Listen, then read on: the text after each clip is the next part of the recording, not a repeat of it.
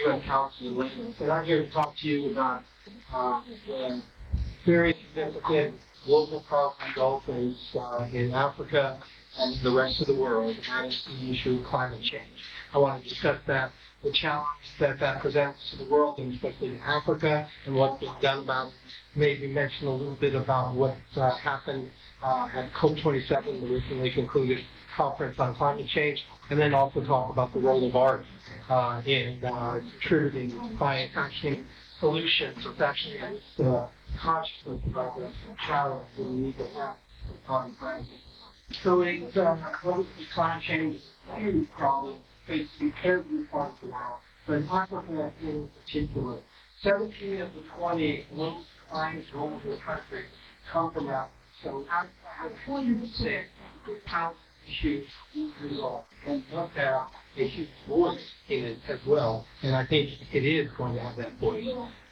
Africa contributes very little to global warming, but is experiencing a disproportionate of the cost. I think it contributes around 3% global warming, but it suffers much, much more than that.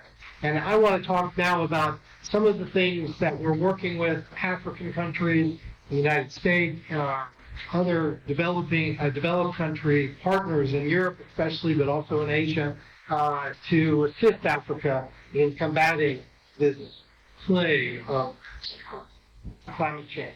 For example, we've set up an adaptation fund, which is to create climate resilience among many African countries.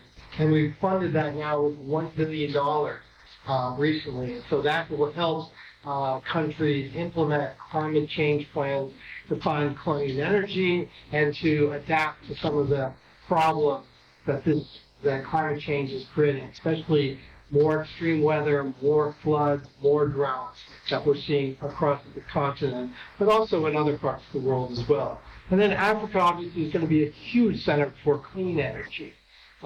With the weather and sun that Africa has, that's a natural attraction for solar energy, especially. But wind power will also be a very strong energy source for Africa. And we're working with the African nations to create clean energy pathways for African countries.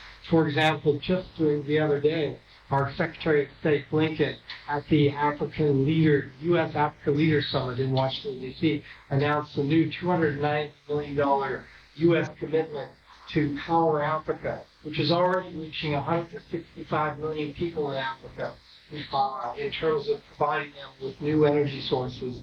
But this will contribute to double maybe that connection, and also to find clean energy solutions for providing more electricity and more energy for the continent as it pursues its development plans, which I think it is doing very successfully at the moment. And what I want to leave you with here is this notion that as we're working together with African nations, and we're seeing an example of that at the U.S. Africa Leaders Summit this week in Washington, we're very cognizant of the fact that a lot of the solutions to the global problems we're seeing are coming from Africa. So we like to say at the Consulate and in Washington, Africa solutions to global problems. And I think we're seeing that in many, many different ways. For example, Nigeria is fashioning a climate change program, which is the leading one in Africa on reducing methane gas emissions. But Gabon is also engaged in very significant forestry protection plans, which are capturing global emissions as well. And a number of other countries in Africa are leading the way on climate change. And so I think that's a great example of Africa solutions to global problems. Now, in terms of art and the way and its relationship to climate change, I think there's one simple basic thing here that stands out.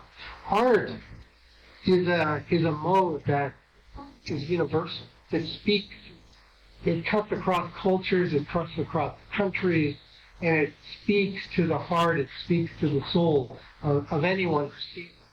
And I think what we're seeing with climate change and the efforts to to combat it are very similar, because climate change is a universal problem. It's not a local problem. It's not even a regional problem. It's a universal, it's a global problem, just like ours. And it tugs at our heart and it forces us to come up with solutions. And I think Africa can measure that as leading the Africa solutions to global problems. So thank you very much. I'm very glad to participate in and I look forward to having more debates with your organization in the future.